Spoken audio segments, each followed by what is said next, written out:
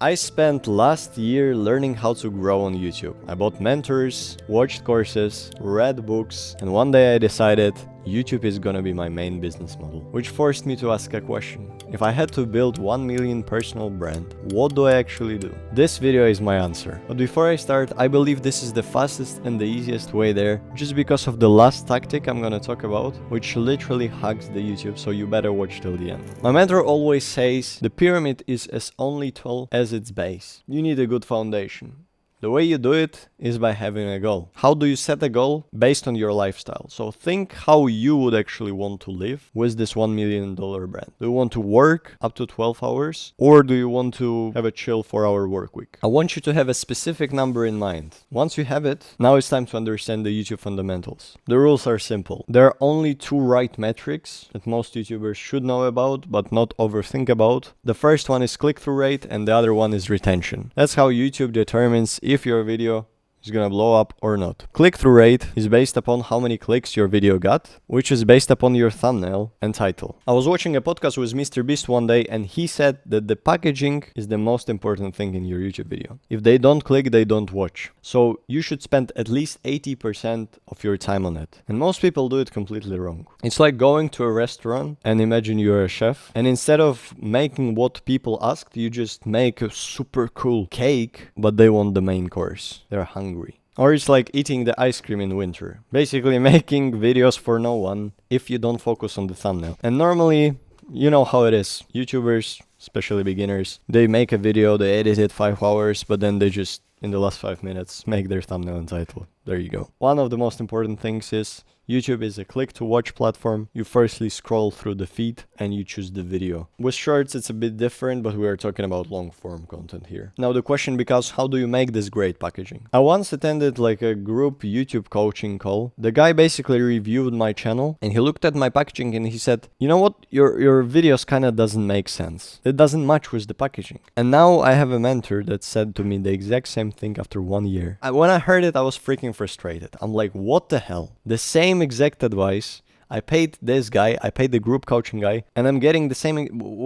How do I make it common sense? And the simple answer is thinking. Because I was trying to look for the hack, for something that changes, you know, the colors on the thumbnail that attract more attention, or copying the title 1-to-1 that already proven to work, but I didn't understood why it works in the first place. First things first is that you use your logic, which means you don't put the same text in the title and the thumbnail. You save space. You make sure the title and the thumbnail is coherent. But the most important thing is YouTube makes money when you make money. And what I mean by that, if you get more views, YouTube makes more commissions from ads. YouTube takes 50% of ad revenue from the video. The more videos, better videos you make, the more platform will promote it. So it's just a deal of consistency. Once you realize it's not the luck game and that YouTube is on your side, it's win-win for both of you. So when your video next time doesn't get views, it means that YouTube just think it sucks and you just don't have the right skills. And acquiring skills is easy. So don't doubt the algorithm, doubt yourself, and then just justify it with logic that you're just gonna learn. There's also this thing called compound effect. It's so popular in investing. Warren Buffett is the guy that started investing when he was, I think, 9 years old, and now he has multi-billion investment portfolio and he doesn't do anything. He just collects the money, he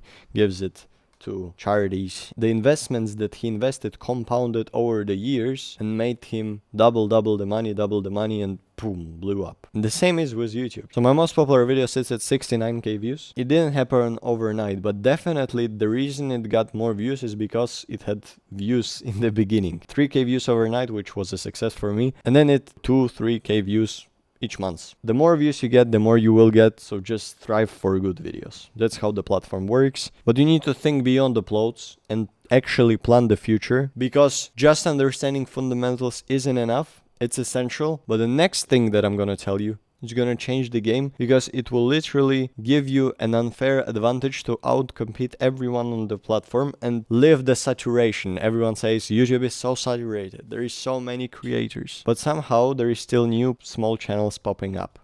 So how do they do this? Imagine a pond with fish, and there is a lot of fish in it. There's big fish, small fish, and the small pond is some kind of topic, some kind of location, niche, and everybody's competing there. They're fighting. Obviously, bigger fish wins. But what if you go into the ocean where there is no fish? Where you are the only fish, you can take the territory. If you have no competition, you can win. And to do that, you need to find a topic. There is not a lot of people talking about it. If you think of a YouTube growth expert, who do you think of? Me personally, Ed Lawrence. This is a big inspiration of mine, but other than that, I don't know anyone. Basically, being different beats being better. So how do you find this gap in the market? Research. Go through most popular videos in your niche. You research the key topic.